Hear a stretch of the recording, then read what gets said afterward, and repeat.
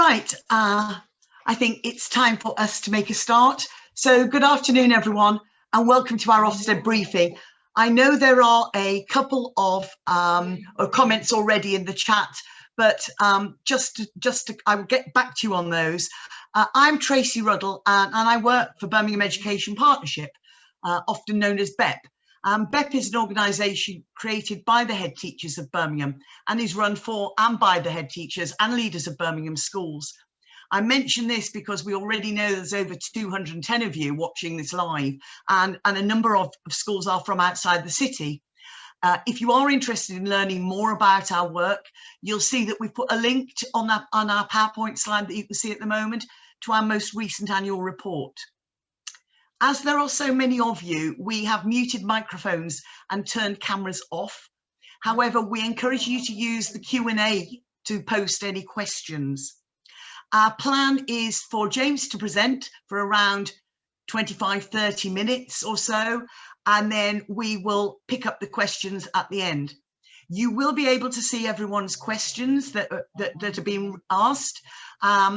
If we get to a point where there are so many questions and some questions don't get answered, we'll create a document of those questions and send them over to you once we've had a response from James. Just to let you all know, we are recording the session as we have a number of schools that want to watch it but are unable to join us now. And so those are for Birmingham schools, and they will be sent out in our newsletter on Monday morning. So you will get a copy of the recording then. And just while I've got so many of you here, in tonight's newsletter is a massive one-stop shop to support schools with planning and remote teaching of reading. So there are some excellent resources, there's some CPD opportunities, brilliant support for parents, staff, pupils, and just keeping our focus on improving reading. And it should arrive in Birmingham head teachers' inboxes during this presentation. So, having done our little advert for that, it now gives me great pleasure to introduce James McNeillie. James is Ofsted's Acting Regional Director for the West Midlands, and he's going to outline what schools can expect from Ofsted inspections beginning next week, I think. Welcome, James, and over to you. Thanks very much, Tracy. Thanks for inviting me. Good afternoon, colleagues. As Tracy said, what I aim to do over the next hour is hopefully answer all the questions that you've got about our monitoring inspections in terms of the format of those, what they will look like once we're on site and when we're off site, and also in terms of any questions about the practicalities of that. So Claire is managing the slides for me. So if you move on to the first slide, which kind of outlines for you the key things in terms of the types of inspections that we're going to be undertaking. So we're going to be undertaking monitoring inspections of schools that require improvement at least twice in their last inspection judgment, of inadequate schools, and then we may also undertake inspections of a sample of requires improvement schools that perhaps have only been judged to require improvement once. These monitoring inspections don't apply to good and outstanding schools. If we have serious concerns about the quality of provision in a good or an outstanding school, then we would undertake a no formal designation inspection, which would be very focused on those particular concerns. If a school has converted to become an academy and has a new unique reference number, therefore a new school, then we wouldn't take their requires improvement history into account, and those schools wouldn't necessarily be receiving a monitoring visit over the next few weeks and months. On the next slide is just some key headlines really about our programme. I think it's important to say that these are not part of our routine monitoring inspections of schools that require improvement or inadequate. They're separate to that routine inspection, and these additional inspections are very much focused on whether or not leaders are taking effective action to provide education in the current circumstances. That's different to the routine monitoring that we would do of a school that requires improvement, because the judgment we would make at that point is to whether or not the school is taking effective action to become a good school, or if the school is currently inadequate, the judgment we would be making is the school taking effective action to no longer be in a category of concern? So these monitoring inspections are very much focused on how effective leaders are in providing education, very much in terms of in the current circumstances. Initially, the majority of these visits will take place remotely in response to latest government guidance and COVID-19 restrictions. As soon as it's safe to do so, we'll return to on-site inspections for all types of inspections.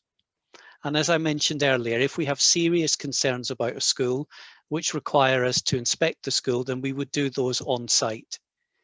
If, as part of the monitoring visits that we're going to be undertaking from Monday, there were serious concerns that came to light during, for example, that first day of the monitoring inspection, then we may make a decision to come on site if that was the case. On the next slide, just to outline some information about the length and the timing of inspections. So before February half term, while we're undertaking these visits remotely, the inspections will usually last for 2 days and will have involved 2 of Her Majesty's inspectors. I want to emphasise at this point that isn't 2 full days of inspections from 8, it's a full day of inspection from 8 o'clock in the morning, for example, to 5 o'clock in the evening. Part of the reason why we're considering 2 days of inspection with 2 HMI is because of the real issues that are happening in school in terms of flexibility of availability of staff, for example, and opportunities for us to be able to gather evidence.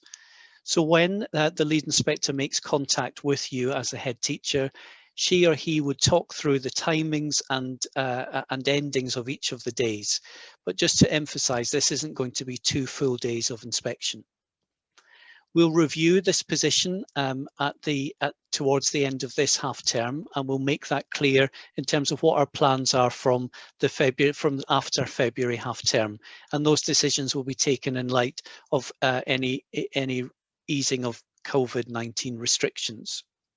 We'll give up to 48 hours notice of all monitoring inspections, and that's to enable you to make any plans that you need to in terms of inviting anybody that you want to talk to us, as well as for us to be able to talk with you about how we're going to best manage to be the opportunity to gather the information that we need to gather. Moving on to the purpose and the focus of the inspection. So on the next slide, what you'll see is very much about what I wanted to emphasise in terms of what we'll be taking into account. We'll be taking into account the school's context, each individual school's context, including in relation to the impact of COVID-19, in terms of how and what we're going to look at when we are undertaking an inspection. That means that it's very unlikely that there will be a set of the same activities that take place in every single school. We will have some sets of activities that we would like to undertake, and I'll talk through those with you in a few moments. But obviously that will need to be dependent on the availability of you as the head teacher, for example, any governors, any staff that we may want to talk to, or indeed any pupils that we may want to talk to. And then considering how we can best do that when we're doing these remotely. The focus, as it says on the slide there, is very much about how education is provided to all pupils in current circumstances. So that's for those pupils that you will have on site, as well as those pupils that you'll be providing education for remotely. We're not going to be expecting schools to have updated or indeed provide us with any action plans or improvement plans. The focus of these monitoring visits is to understand where the school is now, to identify whether or not there are actions that could be refocused, for example, and it's certainly not about looking at paperwork. So we won't be asking you to provide us with lots of information in advance. Of course, some schools may want to send us some information and you'd be able to talk that through with your lead inspector. But there's no expectation that any improvement plans or any action plans have been updated or will be sent to the inspector. In terms of the purpose on the next slide, you'll be able to see some of the reasons that we're doing these inspections. So we want to be able to provide and give assurance to parents about the quality of education that children are receiving in these very particular circumstances. And in terms of monitoring, inspections are always focused on supporting a school to improve. And the discussions that school leaders will have with inspectors will very much be in that ethos about identifying what's going well, as well as what could be done to improve. We won't be considering the whole of the Section 5 inspection evaluation schedule. It will be very much focused on the quality of education that's been provided in these very particular circumstances. This doesn't mean, for example, that there will be an inspection grade at the end of the monitoring visit, or indeed that there will be any change to the school's current grade. In terms of what we want to be able to do is to work with leaders to provide challenge where necessary, but also to be able to support you in celebrating what I'm sure is the very good work that lots of you and your team have been doing over the last few months. And just to emphasize again, these inspections are very much focused on taking effective action in these particular circumstances. So we won't be, for example, making a decision to convert a school inspection to a Section 5 inspection. On the next slide, I've got some more information about what we'll focus on. So we'll want to talk to school leaders and those responsible for governance about the actions that are being taken to provide education in the current circumstances. Between now and half term, this will be done remotely. And in terms of being able to manage how we do that, we'll be able to talk with you when we make that announcement call about the most effective way to do it. What kind of things will we want to focus on? All schools will be making some adaptation to their existing curriculum to meet the current challenges that you're facing. And we'll want to talk with you about what those adaptations are and how effective those have been, and what your perspective on that is as well. We'll want to talk about the progress, for example, the school might have made before the pandemic, particularly in relation to any changes to the school's curriculum, where you are currently in relation to your curriculum planning, and how well you are placed in terms of getting that back on track. Our interim visits during the autumn term identified for us the huge range of actions that schools had taken in relation to their curriculum and other aspects of their work, and the fact that schools of all Ofsted grades are at very different points. And that's the purpose of these monitoring inspections, is to look at where the school is at the moment, identify where you're going next, and help you in terms of identifying any future actions that you might need to take. What we'll be really clear about, and I've been really clear with inspectors this morning, is that we need to take into account the individual circumstances of a school. The two neighbouring schools could be in very different situation in terms of the number of cases, for example, they've had to deal with this term and last term. And therefore, what we really need to think about is your school and your specific circumstances. We'll also want to consider how effective you are in terms of providing education remotely. And we published last week some research findings around effective remote education.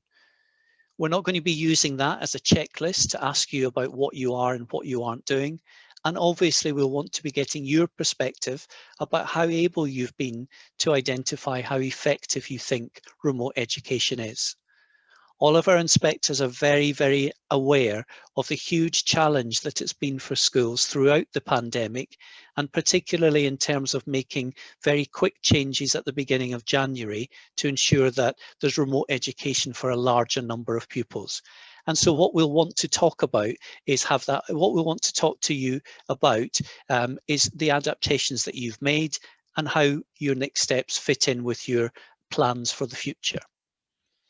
And we'll also want to evaluate how effective the learning is and the quality of education is for those pupils who are attending school on site. And again, I'm emphasising to you that we understand very much that this will not be necessarily your normal approach, that you may well be taking a range of different approaches to help all pupils, whether they're on site or they're off site. On the next slide, I just go into some more detail about what we'll focus on. In all of the monitoring inspections, we'll want to understand what your plans are to support pupils with special educational needs and/or disabilities. And that's whether they're in school or being educated at home. And we all know the challenges that that brings. And we found through our interim visits in the autumn term how successful so many schools had been at being able to manage that well.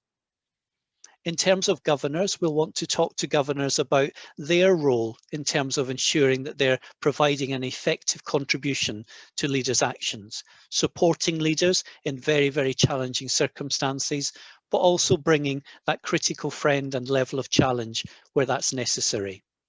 And we'll want to talk to governors about their involvement in decisions that have been made about the curriculum, in particular, in terms of what's happened during the autumn term and into this term.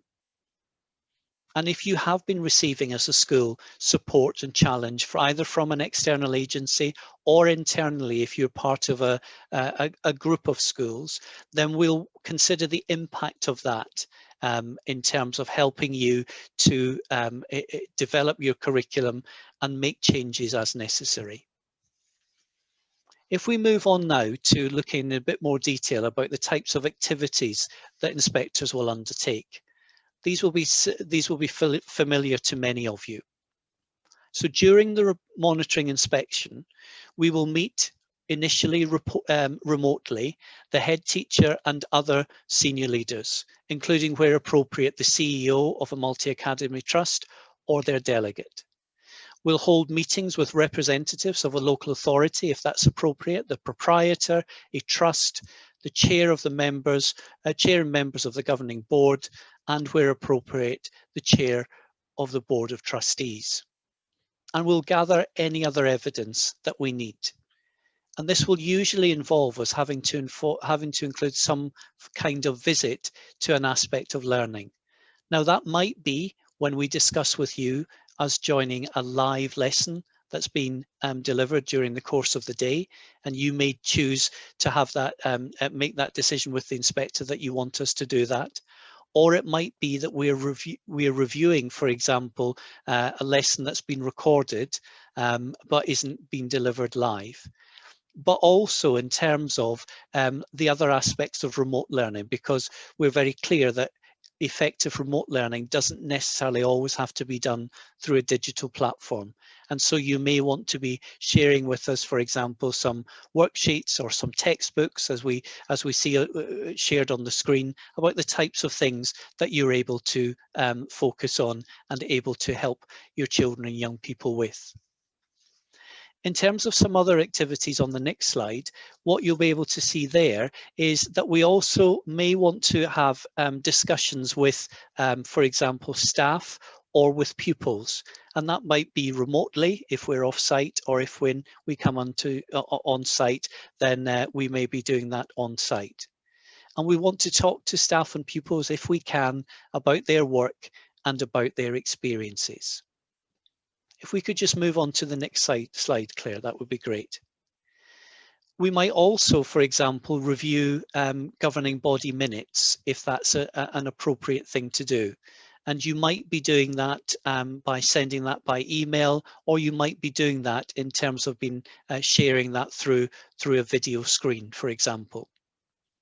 We will be issuing the staff questionnaire when we announce the inspection, and we'll also be considering the views expressed on Ofsted's parent view.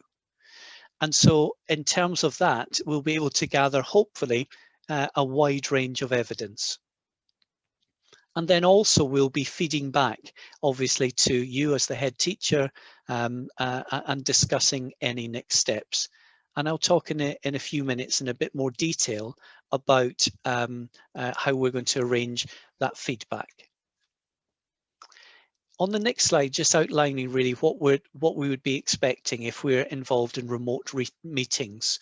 So cameras will normally be on if we're having meetings with staff, and that will be from our side and from school leaders as well, where that's possible to be. So what we want to do is to make sure that you know who's talking to you, and that we're able to see, if we can, the colleagues who are in the room and involved in the discussion.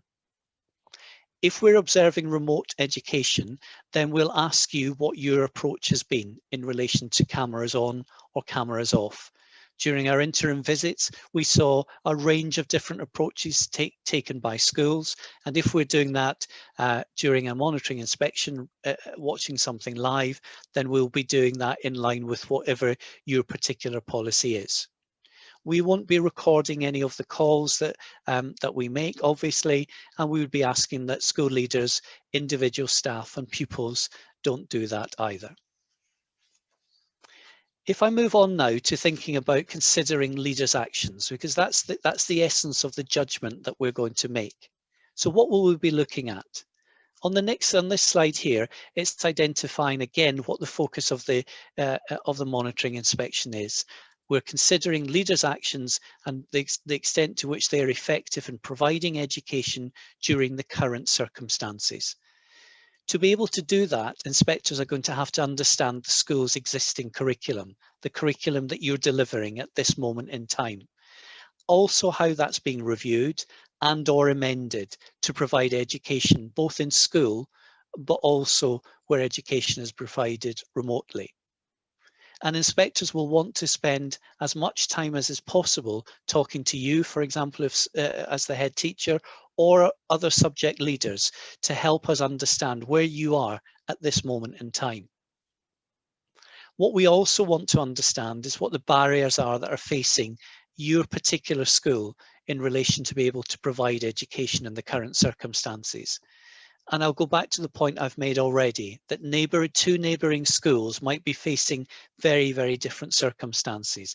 And that's why it's so important that we have that opportunity to understand what the issues are in your school, how you're tackling them, what your plans are for the next steps, and then also about how you're reviewing what you've done so far. What we won't be doing is evaluating your actions during the spring and summer terms of 2020. We will be interested, however, in how the pandemic has affected the school, especially in terms of leaders' curriculum thinking. So just to give an example of a school that, for example, that may well have spent a long time on preparing a new curriculum. The pandemic hits and leaders have had to focus on very different things. That doesn't mean to say they're not still focused on school improvement, but actually the time that they would have wanted to have spent on aspects of developing the curriculum may not have been possible. And we want to understand that to enable us to come to that judgment of the effectiveness of the education that's being provided in these very specific circumstances. On the next slide, again, just some more information about what we will be doing. We'll want to talk to you, as I say, about your existing curriculum, and through those discussions, hopefully help to support you in reflecting on what teaching pupils are currently getting, and then also what plans there are for how that can be developed and enhanced when practice is already very good. What we'll want to be able to do is use the time during the monitoring inspection to help you provide the best possible learning at the current time. And if, for example, through discussion, we identify that some of the intentions are not as well focused or some of the actions are not as well focused, then it's an opportunity for inspectors to discuss that with you, identify it, and hopefully help you identify what could be done next. What we want to do, and I've said this a number of times, is be very sensitive, and we will be sensitive to the school's context, particularly in relation to what you're facing in terms of managing COVID-19 restrictions. That's in terms of your staff, your pupils, your families. And what we want to do through monitoring inspections is to support schools to prioritise the right actions. And that's why we're not undertaking the routine monitoring inspections that we would normally have done, where we would be making a judgment about the effectiveness to becoming a good school, for a school that currently requires improvement, or for us to come out of a category of concern for a school that's currently inadequate. Just for early years, it's important, I think, to emphasise that we obviously will want to talk to you about the curriculum provision in early years, but also to take into account any limitations on the curriculum development, especially if you've, as a school, has had to rely on any of the disapplication of requirements within the early years foundation stage. And again, that's about having that discussion with you as school leaders, and if necessary, your phase leaders. So in terms of moving on to considering the final judgments. And so on the next slide, what you'll see is what the two judgments are. And I've already explained that at the beginning of the conversation. So we're two judgments that leaders and those responsible for governance are taking or are not taking effective action to provide education in the current circumstances. It's not a graded judgment, and it won't change a school's current grade. And the judgment will be made very much taking into account the context of the school. And again, making that point about neighbouring schools may be very, very different. On these monitoring inspections, we won't be making a judgment about a local authority's action plans if they're supporting a school that's currently inadequate, or making a judgment if a school improvement plan is fit for purpose in the case of a school that's inadequate, or indeed one that requires improvement. And in a case of schools that require special measures, we won't be making a judgment on whether or not newly qualified teachers can be appointed. If you're in a situation, you are in a school that's in special measures, and the Section 5 inspection report identified that you shouldn't appoint newly qualified teachers, but you feel that you're in a position now to be able to support newly qualified teachers, then head teachers and governing bodies can write to me to ask for agreement to appoint a newly qualified teacher. That is, if you're a local authority maintained school. And very often schools do that with the support of their local authority, or if it's an academy in a particular situation, the support of their academy trust. So just to be clear about that, if you feel that you are indeed in that situation. On the next slide, I just want to talk a little bit around safeguarding. So you can see here the quote from our Chief Inspector, Amanda Spielman, that when we're doing these remote inspections, we're not going to be able to provide sufficient assurance about safeguarding, and therefore we must be explicit about that. If the monitoring inspection is completed remotely fully, then we won't be making any evaluation or judgment on the effectiveness of safeguarding.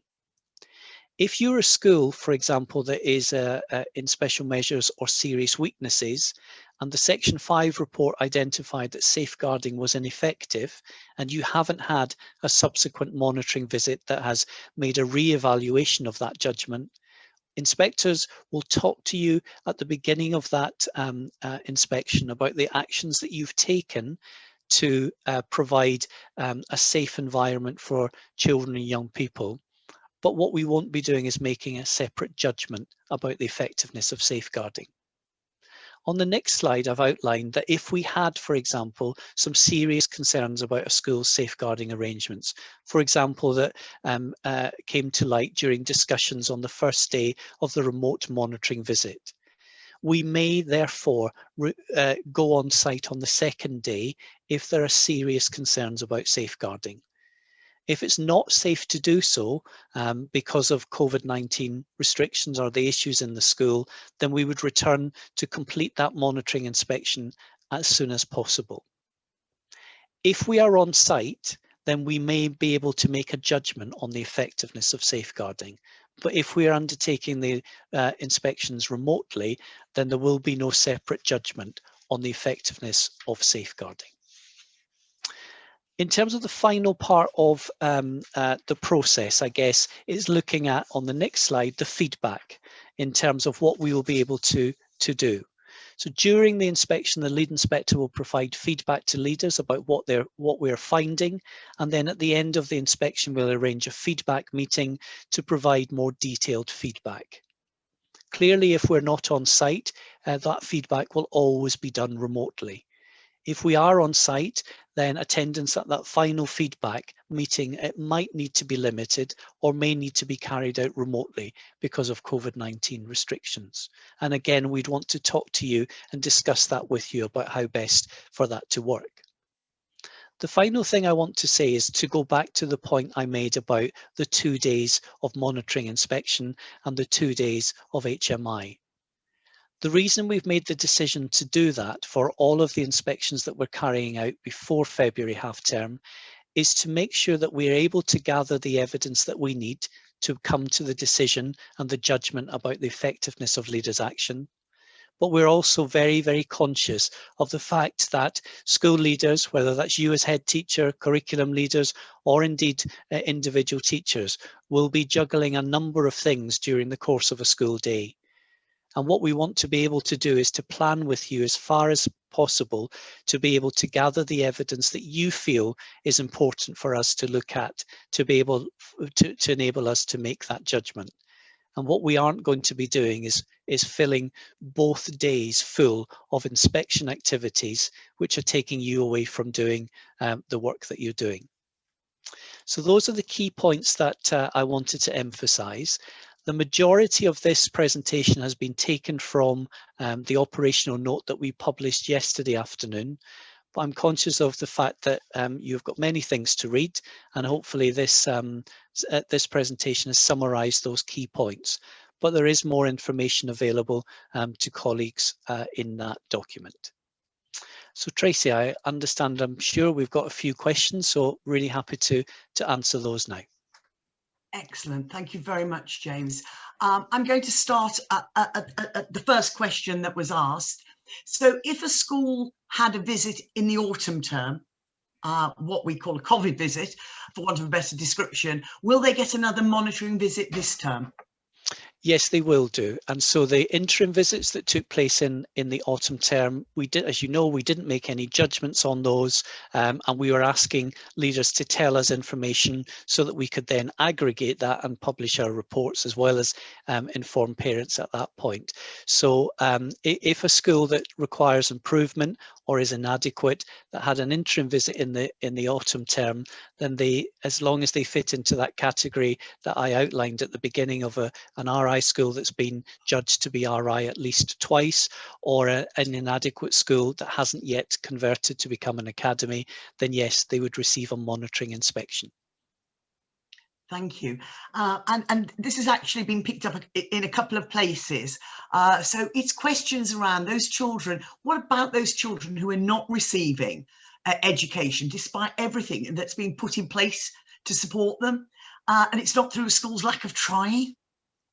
Do you mean in terms of the children that are on the school's roll? School has provided that education, but they're not actually doing it. So absolutely, and we completely understand that the challenges that school leaders are facing in relation to that. And that's why what we want as part of these monitoring inspections is to have enough time to understand the context of your school. So for example, you might be saying to inspectors, well, actually, we have provided this group of pupils with all of these resources. We've contacted them. We've spoken to parents, we've done everything that we possibly can, and inspectors may be able to offer other suggestions drawing from our experience in other schools, but that's I guess the point of the discussion is to understand all the things that you've taken into consideration, and absolutely we would take that into consideration when making that final judgment. Yeah, I think, you know, I think it was picked up here about some, yes, I'm just repeating, and it's from, this term is proving to be very stressful. Quite a few families have members die from COVID. Some have tested positive and have been quite ill, including staff.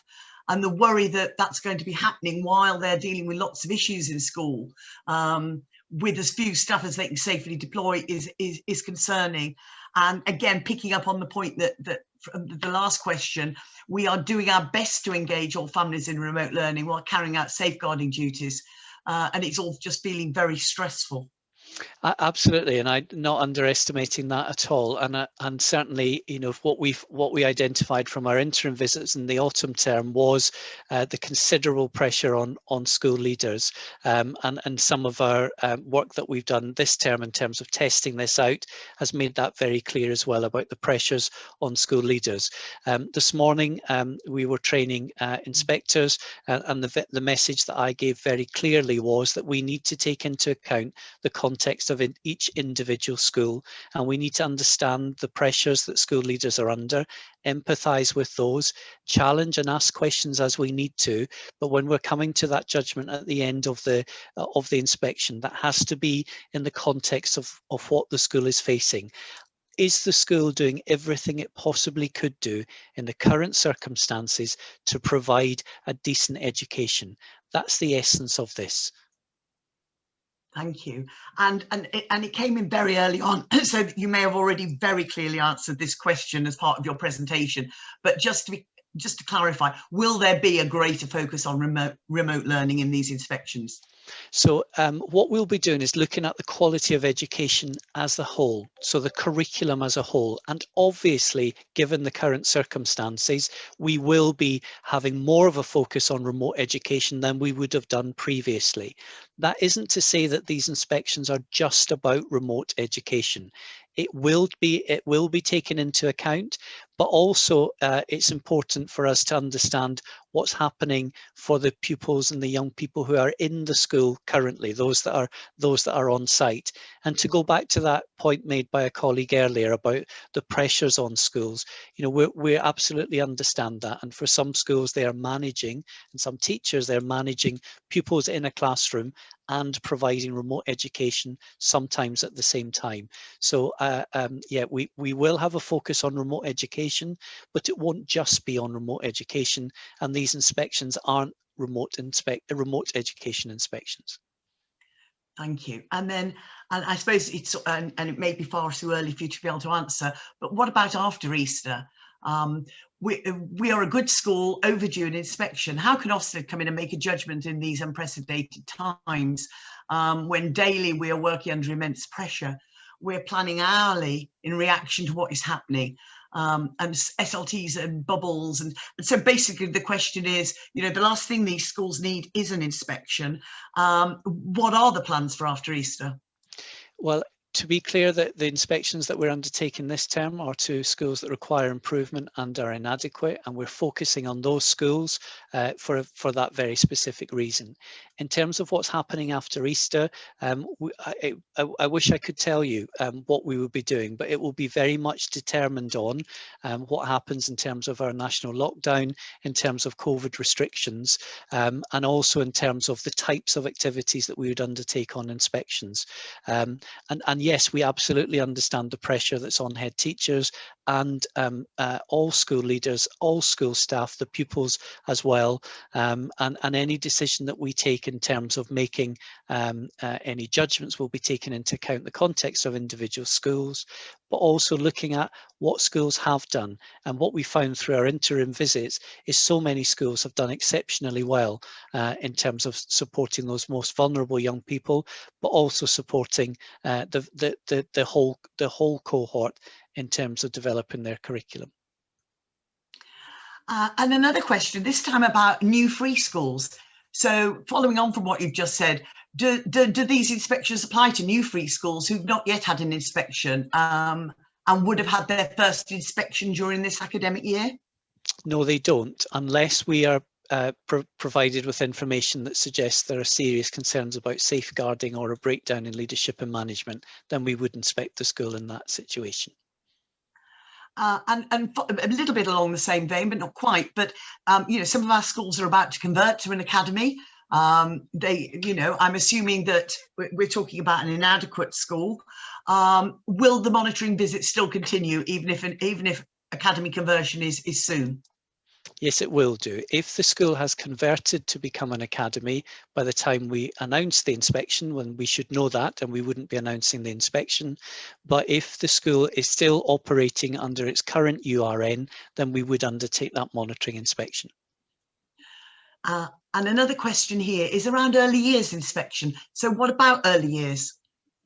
In terms of, we would be considering early years, as I think the question's about as part of a maintained school or an academy, or indeed a nursery school. So if it's a maintained school and academy, we would be considering the quality of the early years curriculum as part of that discussion with leaders if early years provision was there.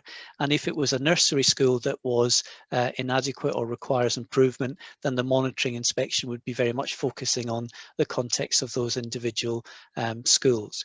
We also inspect early years providers, so childminders, day nurseries, out of school settings, and we've also paused on our on-site inspections of those particular providers, but those aren't those that are run by school governing bodies. And so I'm assuming that then an early years provision that was good or better would not get an inspection this term.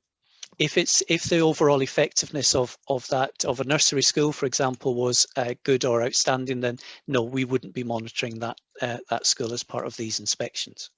That's fine. Another question here, or comment here, is if the purpose of the monitoring inspections is to give assurance regarding COVID arrangements for curriculum delivery, why not all schools? Why only RI or inadequate? It's a good question, and it's one that we very much debated and considered in terms of the powers that we have in terms of inspection and in our discussion with the Department for Education. What we're able to do for schools that are judged to be requiring improvement or inadequate is undertake very focused inspections within the powers that we have. And in discussion with the Department for Education, the Secretary of State, we felt that in terms of resourcing, it was best to focus on those schools. That doesn't mean to say that every inadequate school or every school that requires improvement hasn't taken on a great deal of work and made things happen as a result of their last inspection. But at the moment, those are the schools that we're focusing on.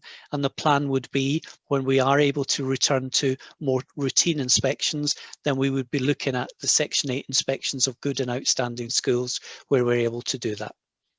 Thank you. And will the HY look at the progress made by the school on the key actions from their inadequate inspection? So what we'd want to do for that is very much focus on, because the focus of these inspections is about the curriculum. So those schools that had an area for improvement, for example, on the curriculum, we would very clearly be able to talk about the progress that you've made on that. If, for example, an area for improvement was around behaviour, say, or an aspect of improving attendance, we're obviously not going to ignore that. We'd want to talk to you about how you're tackling that, because obviously if it was about behaviour and you've made those improvements to behaviour, that has a positive impact in terms of the quality of experience that children are getting. But what we won't be doing in these monitoring inspections is be making judgments against for example, each of the areas for improvement at the time of the Section 5 inspection. And that's what's different from these monitoring inspections to the ones that we would have been doing in normal circumstances. Thank you. And another one here is around, do you know, or are you able to let us know, the national averages, percentages of student attendance on live remote learning in secondary schools? Do we have some that we can compare ourselves to? We don't, as Ofsted, have that information. I'll be honest, I'm not sure if the Department for Education has that. I'm meeting with the Regional Schools Commissioner later this week, so I will ask that question. And I'm sure if they do have that, they would be able to publish that nationally, as they've started to do in terms of national attendance. So I'll get back to you, Tracy, on that one. Thank you. And then we'll get that response out to all of you that are part of this, so that you all get the same answer to that. This is the one I was looking for earlier, James, that I was reading while you were presenting, but I'm just kind of making sure that we captured the point. What happens to schools who try very hard to engage all the children, but the parents don't engage? The parents feel the children are safe at home and don't want them in school, but are not willing to support their home learning. Will the school be penalised for that? I think you've answered it, but just for clarity. Yeah, of course. I guess that the focus is on what are leaders doing, how effective are leaders' actions. And if leaders have done absolutely everything that they possibly can do, and parents are still not engaging with them, then obviously we'd want to take that into account when making that judgment about the effectiveness of your actions, because what we want to understand is what you've done, how do you know if it's working, have you tried everything you possibly can, and that would be that discussion that we would have with you as the school leader. And I think this question probably comes in on the back of the free schools question, but it says, what about schools that academised 2 years ago, assuming that we've therefore had a school that's been an academy and no inspection for 2 years? So those schools wouldn't be part of the suite of schools that we've selected for monetary inspections this term, unless, of course, the caveat again, there were serious concerns that we received. Fine. And will there be an additional monitoring visit for double RI schools if Ofsted visited during the last academic term? Yes. So these visits this term are very much focused on those schools that are currently requires improvement and have been requires improvement at least twice. So if, for example, you had a monitoring visit, say last January, or indeed the December before, you would still receive one of these monitoring visits in the next term. And will inadequate schools have the same HMI who has carried out a monitoring visit last academic year? The autumn term inspection was a different team. So we'll do our very best to do that. Obviously, that there are some aspects in terms of if some of our staff have moved on, for example, and are no longer available to do that. But my aim would be that to enable that continuity, that the monitoring inspector would be able to continue with that. But we'd need to take that on a case-by-case basis. Thank you. And what about if a school has chosen to focus on certain subjects rather than deliver the whole curriculum, particularly in the core where schools are focusing on doing catch-up? Would that be a concern? So in our interim visits, we found a number of schools where they were exactly in that situation, and we published in our reports in October and November about that, saying that, you know, this was perfectly understandable because teachers and leaders had to focus on what pupils needed the most. What we'd want to do during these monitoring inspections is to talk to schools about what their plans are in terms of widening out that curriculum so that they are returning to the breadth and depth of the curriculum that they did have. So if you've, for example, chosen to focus on particular subjects and there's a very clear rationale for that, you would be explaining that to inspectors and we would talk that through with you. But we'd also want to say, okay, so what are your plans to try and broaden that out so that children are getting as broad an education as possible?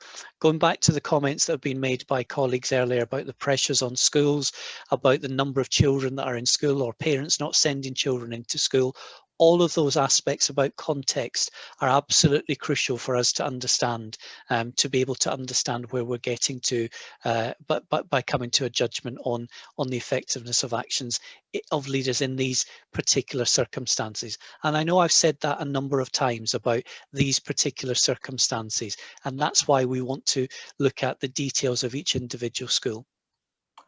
Thank you. And following on really around that curriculum look, will you be wanting to do deep dives in any key subjects? That's a really good question, and thank you for asking it. We won't be doing deep dives during these monitoring inspections. We will be asking you for information, for example, about particular subjects. You might want to, for example, focus our discussions on a particular subject. We will be in primary schools asking about reading and, where possible, being able to understand what you're doing with helping children to read and potentially listening to children read if that's possible remotely, but we won't be doing deep dives. Thanks. And just to plug again, coming out tonight is our remote reading newsletter. So clock it, everybody, because it's worth engaging with. Comment here that this information may have been we just haven't picked it up.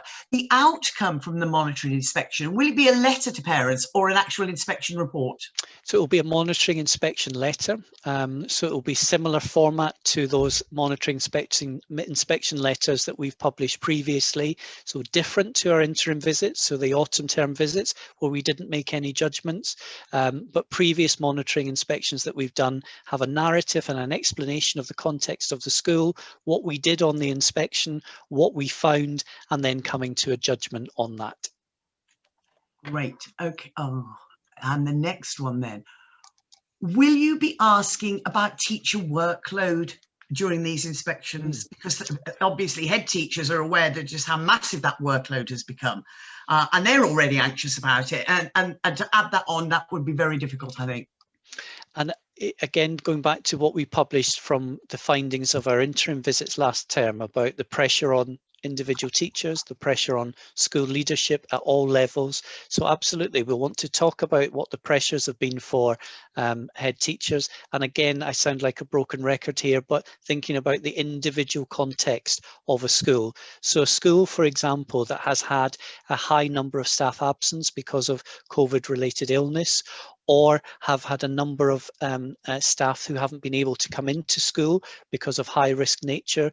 And we will really, and that is clearly going to have an impact in terms of the trajectory of a school. So that's again why we're thinking very much about having to have those discussions with individual head teachers and school leaders about what the context of your school is, what you've done so far, and what are your plans to move this forward within the context that we're working.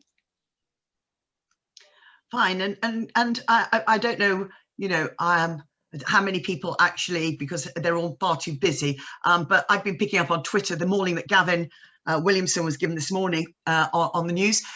Somebody wants to know whether Ofsted will be monitoring the effectiveness of the Department of Education during this term. That's certainly not within our remit to evaluate the effectiveness of the DFE. We have regular contact with the Regional Schools Commissioner and provide feedback to him and his officers about what we're finding in schools. And one of the things that our interim visits have been able to do is to very much shape policy in terms of thinking about, particularly around the challenges around remote education. And we've been able to feed that directly to ministers and to policymakers in the department. Yeah, and there's another really interesting one here. At the end of last term, we sent out a pedagogy survey about the impact of COVID-19 on face-to-face teaching, but also about, and this comment is very much in the line of it, are there any issues in schools at the moment? Have Ofsted thought about how schools may reflect on the positives that we can take forward and almost exploit our learning to enhance curriculum delivery, remote learning, review of GCSEs and A-levels? Should they continue as they are, or should they be teacher assessed? Where are we with forward thinking? So in terms of what we will want to be able to, like we did last term, is to find out what's working really well, and our monitoring inspections are going to enable us to do that, to identify what leaders are doing. As the colleague said, being able to harness things that have been done differently. Certainly schools that I visited last term were talking about the huge challenges that they'd faced, but actually the opportunities, for some of them, the opportunities that had come around the curriculum, shifting aspects of the curriculum, shifting emphasis, as well as a really positive working relationship that they had with more hard to reach families perhaps than they had done previously.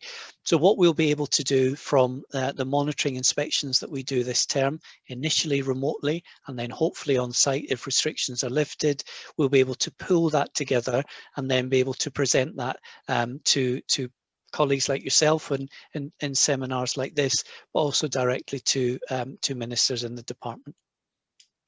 So this moving back to a time when we may move back to normality, whenever that is there a planned change of focus, or will you be reverting back to the framework that schools have just begun working with?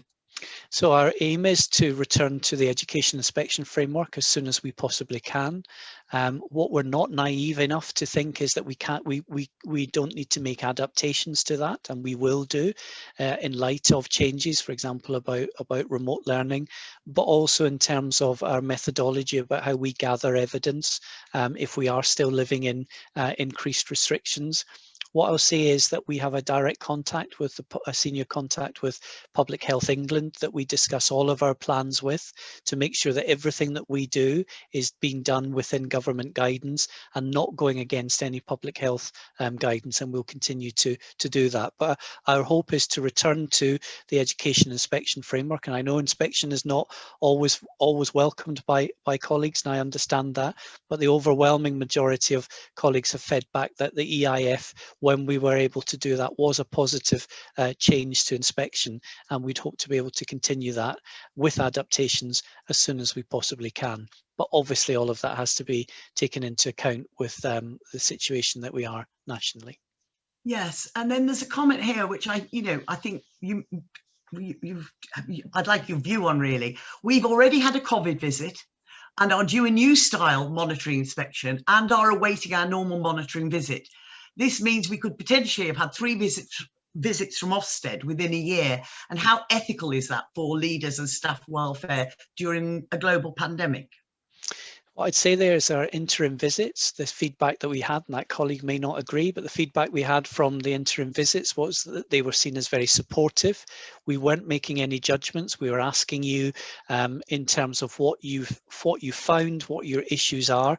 A number of colleagues fed back to me that actually it was quite a useful experience because it was an opportunity to reflect on what they'd done, to celebrate some things that they had done. In terms of the visits, the inspections that we're undertaking this term, they are monitoring inspections where we're looking at the wider aspects of the curriculum and making a decision about the effectiveness of leaders' actions as I've outlined. We are focusing our attention particularly on those schools that are not yet good, in a hope that what we'll be able to do, as well as report to parents and give assurance about the quality of education that's being provided, but also to help those schools in their journey to getting to good and outstanding. And so while I understand that a phone call from an inspector is not something that people will always relish, what I really hope is that interim visits last term helped schools understand where they were. It certainly helped us to identify things nationally, and that our monitoring inspections will very much focus on helping schools to get to the next stage, which is what everybody wants them to be a good or an outstanding school. Thanks, James. We still got 10 questions to go. The number's not, it goes down a little bit and then comes back up again. Are you happy to continue for a little while? Yeah, I've got 5 more minutes. That's no problem at all. Okay, so we will get as far as we can down these, and then we will try and send them to James, the ones that aren't answered, and get the response out to you. This is something that I do know has been, head teachers have approached me about. If a parent were to take our Secretary of State's advice and report an issue surrounding home learning directly to Ofsted, how do you go about dealing with that? How do you respond?